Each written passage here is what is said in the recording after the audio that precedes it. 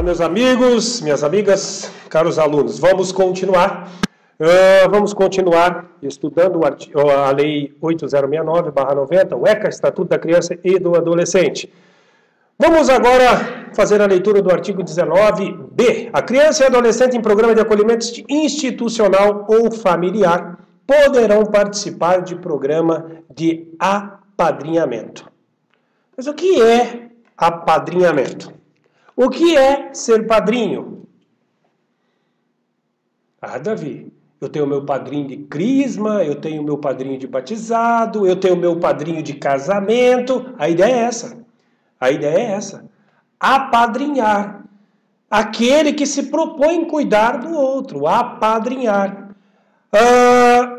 As crianças que estão em acolhimento, né, que estão em algum tipo de instituição, podem, aquele que tiver interesse, apadrinhar. Por quê? Para ajudar, para contribuir com a evolução dessa criança, para que mesmo ela fora do seio familiar originário, ou seja, fora da sua família natural, ela consiga ter alguém como parâmetro, ela consiga ter alguém como espelho, né? Alguém que lhe dê bom exemplo para que ela possa seguir uma vida posterior, né, uma vida tranquila dentro do que a sociedade entende como correto. O parágrafo 1º do artigo 19b diz que o apadrinhamento consiste em estabelecer e proporcionar à criança e ao adolescente vínculos externos à instituição para fins de convivência familiar e comunitária e colaboração com o seu desenvolvimento nos aspectos social, moral, físico, cognitivo, educacional e financeiro. Então, apenas fechando o que nós falamos, é realmente apadrinhar, ajudar a cuidar dessa criança que naquele determinado momento está fora do seio familiar originário, ou seja, do seio da família natural, mas não só nesse caso. Ela pode estar na família natural, mas ainda assim esta é uma família desestruturada, pode sim alguém apadrinhar. Eu conheço vários amigos que cuidam, né? As pessoas às vezes pegam uma família ali, vou ajudar a cuidar, no final do ano vai lá dar um presentinho, né? Dá uma cesta básica para contribuir, no aniversário da criança vai lá, lembra do presente, leva um bolinho para ela, leva um presente. Isso é uma forma de contribuir positivamente para a evolução desse ser humano, dessa criança e adolescente, certo?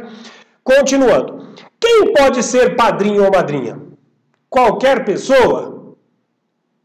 Qualquer pessoa pode ser padrinho ou madrinha? Tem pré-requisitos? Sim, pessoal, tem pré-requisito e o parágrafo 2º nos diz: primeiro, pode ser padrinho ou madrinha pessoas maiores de 18 anos, não inscritas no cadastro de adoção, desde que cumpram os requisitos exigidos pelo programa de apadrinhamento que fazem parte, Este ponto, este artigo 19b, se eu fosse vocês, eu colocava umas 2 gaivotinhas do lado. Por quê? Porque ele também é um artigo que chama uma boa pergunta. É possível elaborar uma boa pergunta nesse artigo e seus parágrafos. Então, podemos afirmar que qualquer pessoa que preencha os requisitos, que não esteja no cadastro de adoção, que seja maior de 18 anos, podem adotar. Davi, por que aquelas que estão no cadastro de adoção? Ora, porque no cadastro de adoção nós chegaremos lá, tá? Nós vamos falar especificamente sobre a adoção, sobre a tutela, etc. Mas por hora, assim, de forma bem simplória, nós vamos saber que existem 2 listas.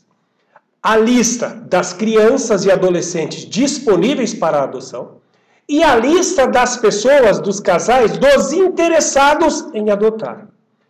Mas nós falaremos especificamente sobre isso lá na frente. Aqui é só para enfatizar. Então, aquela pessoa que está na fila de adoção, ela, antes dela chegar nessa fila, porque existe alguns passos antes para que ela seja aceita nessa lista. Não é simplesmente, ó, coloca meu nome aí. Não, não, não. O nome do futebol no final de semana não é assim. Existem vários pré-requisitos que devem ser cumpridos e o juiz vai determinar se acata ou não esta pessoa, se ela cumpre ou não as exigências legais para fazer parte dessa lista de adoção. Logo, ali traçou um perfil. Então, vai ser apresentada uma criança para essa pessoa, esse casal que está na fila, dentro do perfil que ela requer. Né? Ela já disse ali naquele pré-estudo, antes de estar na lista, as condições, né, que ela quer da criança, quais as condições, etc, etc. Nós vamos falar melhor disso um pouco à frente. Por hora é só para enfatizar. Logo, esta pessoa que tem interesse de adotar, ela não pode, eu vou apadrinhar esse aqui. Não, não, ela não pode. Isso, lembre-se desses pré-requisitos. Qualquer pessoa maior de 18 anos pode adotar, desde que ela não esteja neste cadastro de adoção, certo? Ela não pode ter nenhum vínculo com interesse. Aqui, o apadrinhamento, o interesse é ajudar no desenvolvimento da criança, né? Estando ela no seio familiar de forma precária ou estando ela em qualquer abrigo, em qualquer programa do sistema no que diz respeito à criança, certo? Então lembrem-se disso. Padrinho e madrinha pode ser qualquer pessoa maior de 18 anos que não esteja inscrita na adoção, na lista de adoção. Por hora já entenderam, já compreenderam? Quando nós chegarmos especificamente para falar sobre essas listas, vocês já vão perceber. E a ideia é essa, e assim nós iremos agregando valores para ao final a gente arrebentar na resolução das questões. Maravilha? Continuando. Pessoa jurídica pode apadrinhar uma criança ou um adolescente? E aí, Ana? Pessoa jurídica pode apadrinhar? O que vocês acham? Ora, vamos, só para que vocês mentalize e fixe isso na ideia. Ora, pensamos desde o primeiro momento, tudo para criança.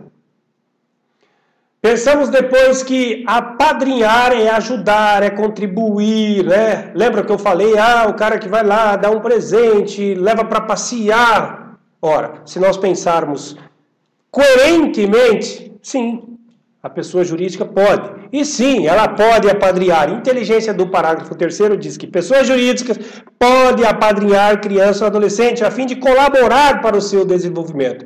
O padrinho nada mais é do que a pessoa, né, seja física, seja jurídica, a física que não esteja na lista de adoção, né, que esteja lá com o interesse de adotar, a pessoa jurídica não vai adotar, ela só pode apadrinhar. Então, a ideia é ajudar no desenvolvimento do menor, né, da criança ou do adolescente. Então, pessoa jurídica pode sim. Existe prioridade de perfil da criança ou do adolescente nesses programas de apadrinhamento? Que pergunta, Davi. Existe prioridade de perfis da criança ou do adolescente nesses programas de apadrinhamento? Eu apadrinho quem eu quero? Eu quero olhos azuis, né, cabelo louro, bababá. O que diz o parágrafo 4º? O perfil da criança ou adolescente a ser apadrinhado será definido no âmbito de cada programa de apadrinhamento, com prioridade para a criança ou adolescente com remota possibilidade de reinserção familiar ou colocação em família adotiva. Ora, a prioridade ao apadrinhamento deve-se dar àquelas crianças maiores. Normalmente, se a gente analisar aí o caso concreto mesmo, as situações de adoção, normalmente, claro, resguardadas as devidas proporções, normalmente as pessoas querem adotar criança. Criancinha, até 3 anos de idade, etc, etc.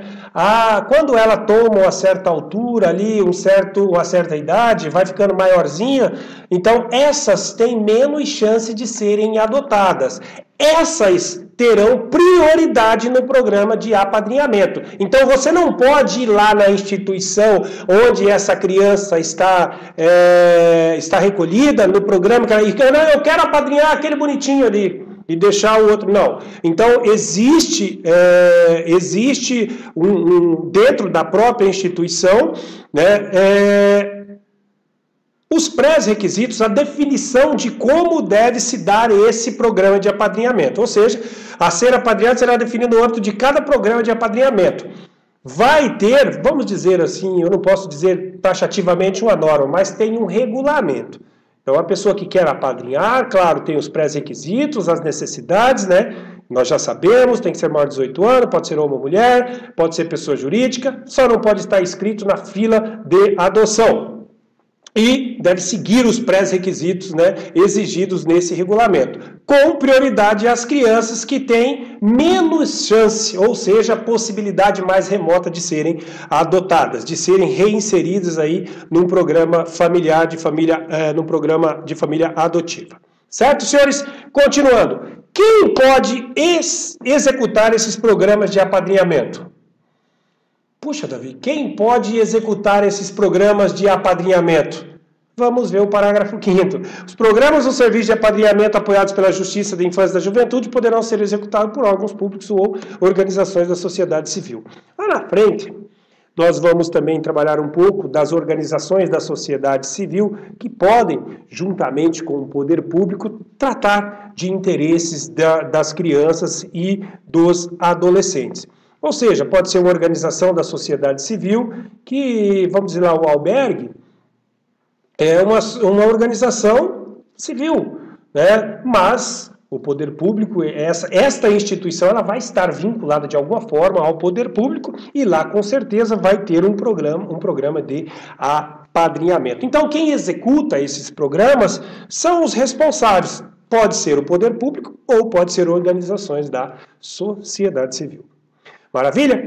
Os filhos, havidos ou não, da relação do casamento ou por adoção, terão os mesmos direitos e qualificações, proibidas quaisquer designações discriminatórias relativa à filiação. Senhores, filho é filho.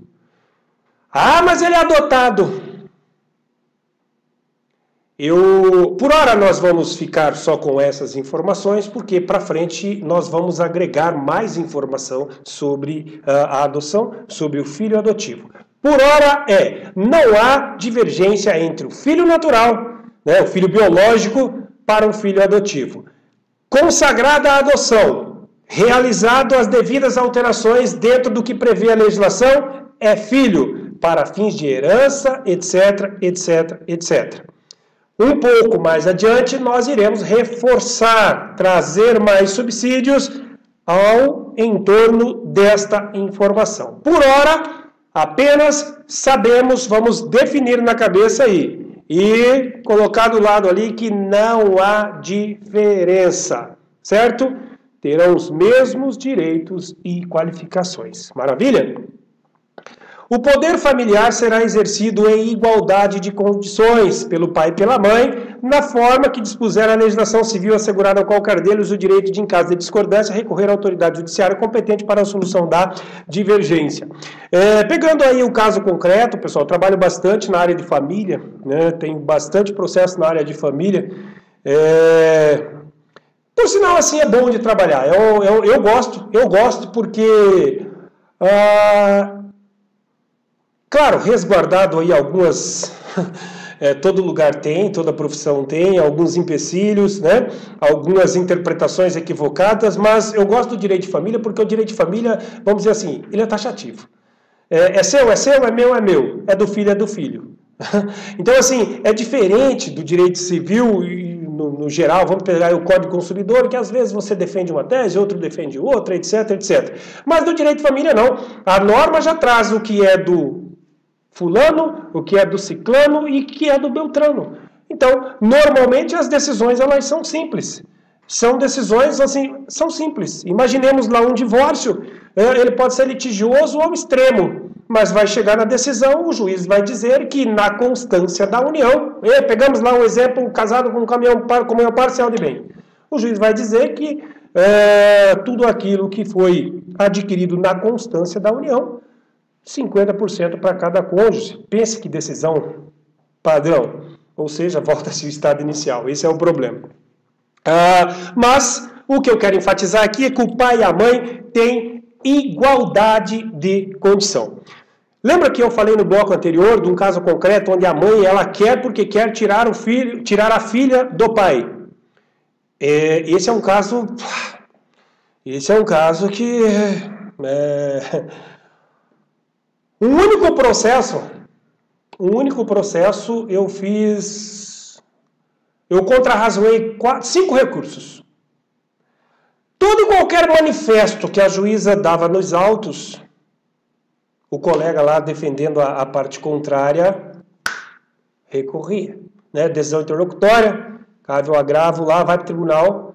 Detalhe, perderam os 5, mas ela não cansa. Agora a última, em virtude da pandemia, não quer que o pai veja a filha. A juíza já decidiu que não é motivo que sustenta para que o pai não tenha o convívio com a filha.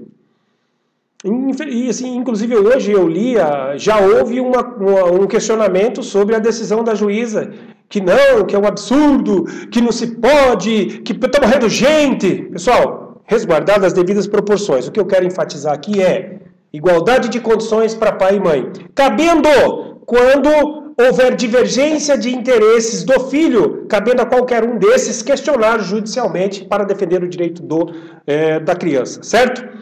Então, lembrem-se disso, não existe mais ou menos, existe igualdade de condições para pai e mãe.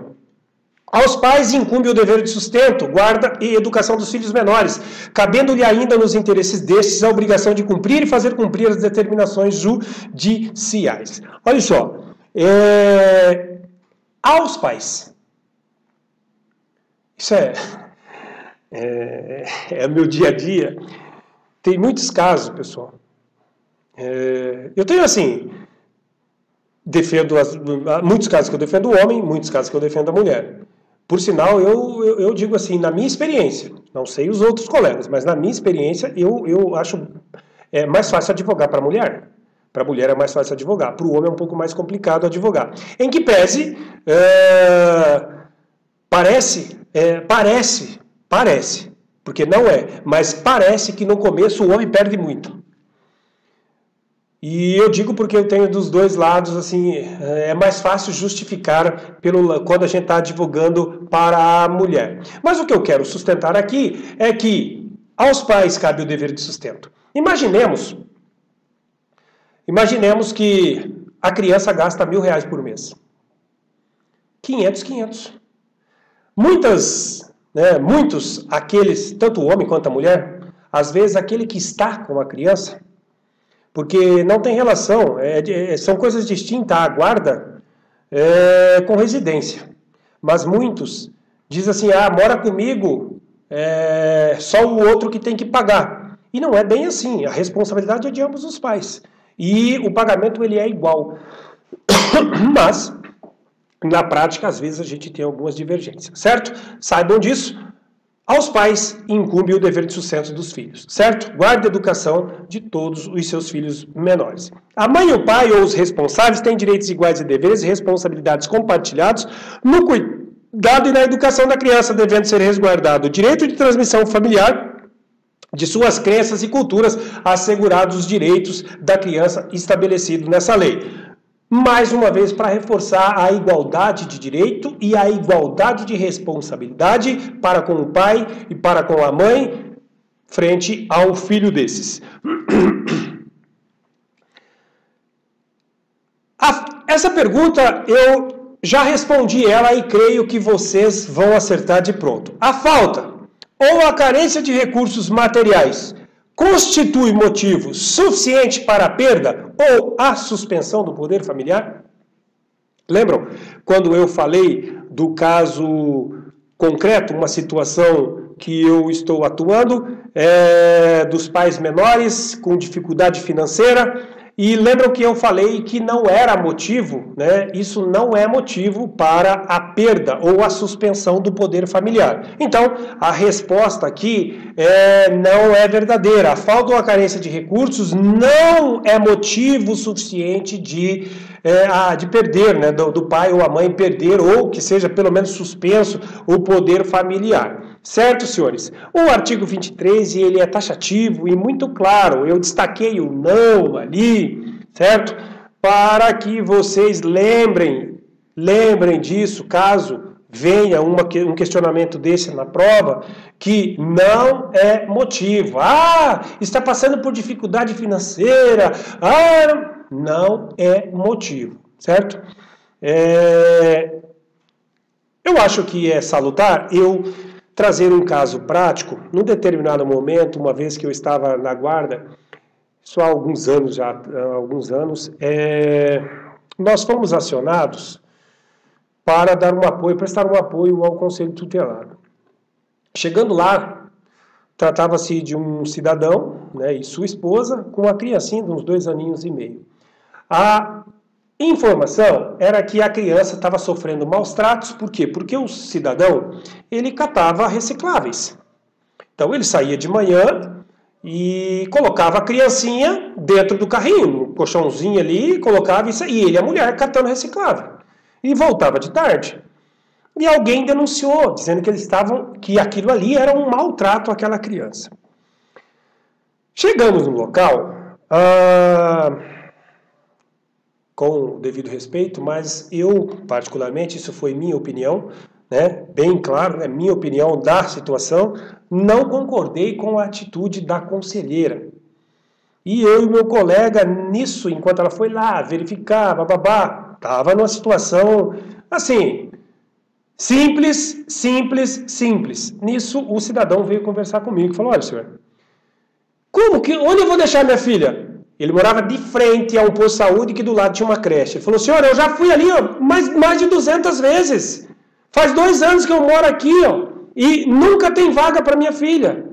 Tá eu e a minha esposa. Senhor, eu saio de manhã e trago e cato os meus papelões ali, papelão, e vendo as coisas, e no final do dia eu faço 15, 20 reais. Todo dia. E isso, senhor, 6 dias na semana me dá 120 reais. E esses 120 reais faz com que eu possa ter uma porta. O senhor pode ir lá olhar. Arroz, feijão, macarrão, tem lá. Mas eu não tenho lugar para deixar minha filha. Então eu tenho que levar ela comigo. Particularmente, eu, na hora, falei, cara, eu não vou dar esse apoio. Já falei para o meu amigo, falei, vamos chamar, aqui trata a central ali de SECOM, central de comunicações, nós vamos encerrar o apoio aí. Eu não vou ser cúmplice de tirar essa filha do pai, até porque se fosse eu no lugar, eu não ia aceitar. Eu sendo o pai, eu não ia aceitar. E a lei é muito clara. Então, a simplicidade ou a carência, né, a falta de dinheiro, mas na ocasião ali o cara estava sobrevivendo, a menininha estava bonitinha, simplesinha, coitado, o cara não tinha, mas o cara estava trabalhando, honestamente, o cara mostrou toda a documentação, falou, daqui senhor, eu não consegui trabalho, faz tanto tempo que eu estou desempregado, o que eu tenho que fazer? Catar papel me dá 15 reais por dia, 15 reais por dia me dá um pacote de arroz por dia. E a lógica dele era real. Graças a Deus, aí a melhor opção foi, maravilha, vamos embora. Só que, quando constatado, o que o município tinha que fazer? Dar um apoio a essa criança. Infelizmente, eu não fiquei sabendo depois do que aconteceu. Mas, ali era nítido e claro que a intervenção do município deveria ser para ajudar aquela família. Primeiro, colocando aquela criança na creche. Mas somos brasileiros, sabemos como que as coisas funcionam e eu disse isso lá no começo que nem sempre a regra ela é 100% cumprida e lembram também que eu disse que na minha humilde opinião, creio que a função de conselheiro tutelar ela é muito delicada e exige um saber técnico jurídico para a atuação. Mas, na prática, não é bem assim. Basta alguns pré-requisitos, se candidata, se eleito, maravilha. Né? Mas, faz parte. Estamos em constante evolução, quem sabe um dia chegamos no ápice. Certo, senhores? Então, a falta a falta de renda, a carência de recursos não constitui motivo suficiente para perda e nem suspensão do poder familiar. Maravilha? O parágrafo 1º diz que não existindo outro meio que por si só autorize a decretação da medida, ou seja, qual é a medida? A perda do poder familiar, a criança ou adolescente será mantida em sua família de origem, a qual deverá obrigatoriamente ser incluída em serviços e programas oficiais de proteção, apoio e promoção. Ora, o que eu acabei de falar, nesse caso concreto que eu enfatizei, do qual eu participei ali, ali era um caso claro de que o apoio, de que a necessidade de intervenção do município não era para tirar aquela criança dos pais, era para contribuir com a criança através dos pais. Né? Colocar aquela criança numa creche, possibilitar um auxílio, né, de alguma forma, num programa num programa de serviços do município, para que aquele pai conseguisse um trabalho melhor, era isso. Só que, já diz o ditado, para te ferrar tem muita gente, mas para te ajudar são poucos, né? E, infelizmente, não deveria, mas a gente sabe que acontece muito e muito e muito. Enfatizei bastante, porque isso seja a forma que vir na prova, se ocorrer lá de cair uma questão nesse sentido, creio eu que você, com todo esse discurso nosso, você vai arrebentar lá na questão e vai acertar. A condenação criminal do pai ou da mãe implica na destituição do poder familiar? Não. Lá, nós já vimos que a mãe, mesmo presa, não perde, o pai ou a mãe não perde, ele não perde a convivência, e a condenação criminal do pai e da mãe implica na destituição do poder familiar? Não. Tem exceção? Tem. Prestem atenção na exceção da regra. A condenação criminal do pai ou da mãe não implicará a destituição do poder familiar, exceto. Coloque esse exceto aí, coloque asterisco do lado, porque se o motivo pelo qual o pai ou a mãe está preso, né, foi por condenação de crime doloso, sujeito à pena de reclusão contra outrem igualmente titular do mesmo poder familiar, ou contra o filho, filha ou outro descendente, aí perde.